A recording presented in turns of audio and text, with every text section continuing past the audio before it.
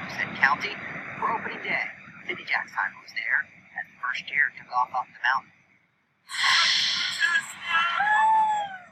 The feeling of freedom that you have when you're skiing, it's like nothing other. A festive atmosphere on opening day at Seven Springs. Skiers and snowboarders alike could feel the adrenaline in the air.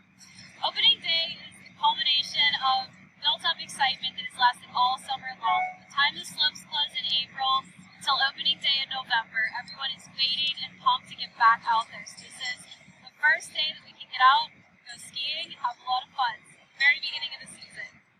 We've been waiting for a long time.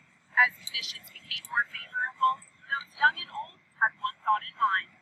Mom, can we please go skiing? Is that what you guys have been saying all week? Yeah. That's why people started lining up at the lift hours before first chair at 9 a.m., ready to shred their first tracks of the season. Well, we had folks here last night getting in line to get ready for first chair. We gave out prizes this morning to the folks who were here early to get onto the chairlift right when we opened. And a Bluebird Day brought out a big crowd.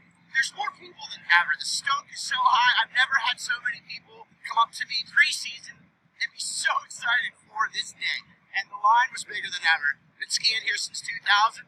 The biggest crowd ever for opening day, for sure. Some skiers are aiming for big goals this season. Last season, I had a record season, 70 days on snow. So I'm definitely going to be 50 plus. We'll see how it goes. But everyone had one plan today.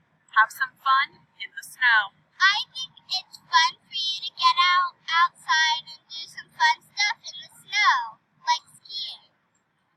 Why do you like skiing? I think skiing is fun because you get to move around and have fun. It looks like